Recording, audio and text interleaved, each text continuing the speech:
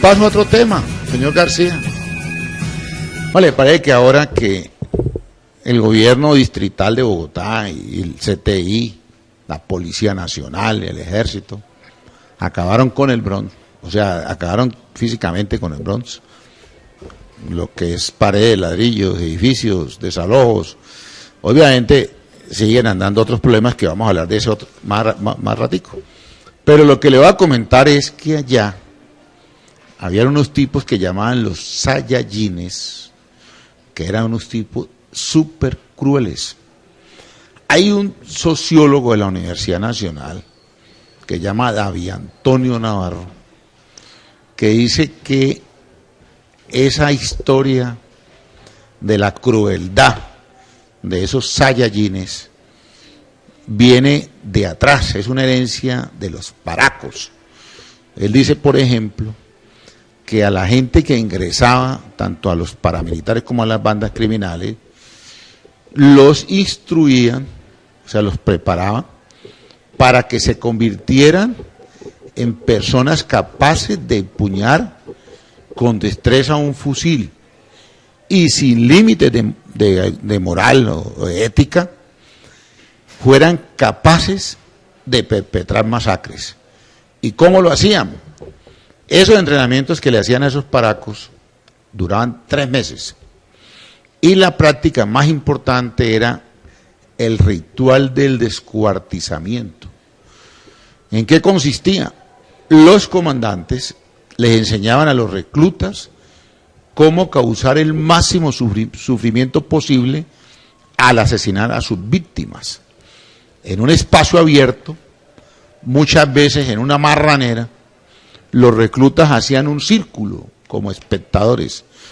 Mientras tanto, el comandante llevaba al centro del escenario a la víctima, que podía ser un guerrillero capturado o un civil, y les enseñaba cómo matar despacio y dolorosamente. El lenguaje, que era una de las estrategias para que los reclutas perdieran la noción sobre la crueldad, se asociaba a las víctimas con animales para deshumanizarlas.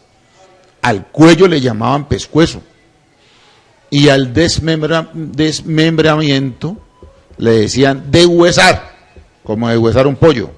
Así también, cuando se entrenaban para matar, le llamaban a los cuerpos de las víctimas cochino guerrillero, cáncer de Colombia, y se concebían como una cura que sanaría al país con asesinatos. Esa era la instrucción o preparación que hacían los comandantes paracos y los comandantes de la BACRIM a los reclutas que llegaban a esas organizaciones criminales para que no sintieran ninguna culpa por los horrores que practicaban. Y esos Saiyajines que cogieron en el Bronx, que se paseaban como Pedro por su casa, que eran los que prestaban la seguridad en esas 3 manzanas del Bronx, eran tipos que hacían descuartizamientos, como lo descubrió la fuerza pública y las autoridades respectivas al ingresar al Bronx. Eso, por ejemplo, a la gente la ha horrorizado, porque es que estamos hablando de un sitio ubicado a menos de 4 o 5 cuadras del Palacio de Nariño, 4 o 5 cuadras del Palacio de Justicia y del Capitolio Nacional, y allí descuartizaban gente como lo pudo constatar la Policía Nacional. ¿Qué opinión le merece esa explicación que hace el sociólogo David Antonio Navarro para tratar de entender la crueldad desarrollada por estos tipos al servicio de esas organizaciones criminales? Me encanta. Yo he sido un amigo de todas las lecturas que he podido conseguir del CINEP, a quien he respetado mucho como una organización de unos análisis y lecturas de la nación en cuanto a todos estos fenómenos en los últimos 30 años. Y te digo de que ese fenómeno es parte de un derrumbamiento moral del Estado colombiano, de tal manera pues de que los páracos o los hombres que cumplían funciones militares o de vigilancia y control dentro del territorio, pues tenían eso como una de las prácticas aberrantes. Yo diría que son anatemas de la vida, ¿sí? Diría que son aberraciones de los seres humanos y que no es raro lo que se ha presentado, porque en todos los pueblos y regiones de Colombia se presentaron con el paramilitarismo este tipo de actividades. Y no solo se realizaron bajo la égida del descuartizamiento, sino bajo la motosierra, que era aún más dramático en los libros de los escritores que han narrado estas situaciones.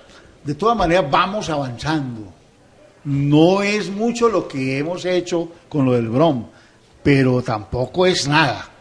Yo sigo diciendo que vamos para adelante con lo del Brom. Bueno, Arturo, pero mire que yo me estoy trayendo aquí a la mente un texto que me acabo de leer sobre las arpías de Hitler. Resulta que después de que terminó la guerra, los fiscales norteamericanos y de los aliados les tocó investigar los crímenes de los nazis y de las mujeres esposas. Y crímenes de guerra se llamaron. Los crímenes que cometieron los nazis. Claro. Y una de las cosas que asombró a los fiscales es que ninguno de los asesinos sintió remordimiento por lo que hizo. Porque el crimen, tal como estamos narrando aquí, empezó a ser justificado en el sentido de que el régimen nazi, el Estado alemán, decía que los judíos eran seres inferiores, que eran personas asimiladas a animales, y lo mismo a otros sectores minoritarios, a los partisanos en Polonia, a los gitanos, a los eslovacos, etcétera. Entonces, una de las grandes sorpresas que causó en estas investigaciones es que ninguna de las mujeres, o casi ninguna, de pronto pudo haber una o dos, pero la gran mayoría de las mujeres, esposas de nazis, de jerarcas nazis, inclusive la mujer de Adolf Eichmann, que fue ahorcado en Israel, ella tampoco confesó ni denunció los hechos de los que acusaban a su marido, ninguna de esas mujeres, y todas preferían callar. Y finalmente la conclusión que sacaron los investigadores norteamericanos, ingleses y franceses es que todos los nazis estaban convencidos de lo que estaban haciendo, a partir de un lavado de cerebro, de un lenguaje, como estamos diciendo aquí, que practicaban los instructores de los que ingresaban a las Paracos o a las Bakrin. Entonces, toda esa alineación mental generó cero remordimiento, cero compasión. Uno de los historiadores, por ejemplo, decía que no se explicaba cómo una señora X alemana, habiendo prestado para asesinar niños judíos en los campos de concentración en Bielorrusia, llegaba a su casa y también tenía hijos pequeños y era una madre amorosa, tierna, afectuosa, amante de sus hijos. Entonces decían cómo ella en el campo de concentración, porque a esta personaje le tocó, según lo que relataron los testigos judíos, azotó a un niño contra una pared como era una rata, un niño judío, lo mató, cogió de los piecitos y le dio contra una pared. Pero se asombraban los historiadores de que esa misma señora, que acababa de cometer semejante crimen atroz, llegaba a su casa y era otra persona, era la madre amorosa, la madre cariñosa, etcétera. Bueno, le voy a pasar a otro tema, señor García. ¿Sí puedo terminar? Termine. Hay un libro que yo vi estando en la universidad, se llama Ideología y aparatos ideológicos del Estado. La ideología, decía Althusser ahí, es lo que más produce fundamentalismo del ser. Por luego, lo que usted me dice de la madre que llegaban de su niño, ella era una mujer totalmente alienada por un proceso nazista. ¿En qué consistía el proceso nazista? en echarle la culpa a los judíos y en el Tratado de Versalles. Decir que las erogaciones que se pagaban por la derrota a Francia en la Primera Guerra Mundial de 1914 a 1918 era la ruina de Alemania. Entonces, cuando se vuelve un problema ideológico fundamentalista, porque aún y los partidos llegan en todos los países del mundo a ser tan fundamentalistas, se producen este tipo de aberraciones.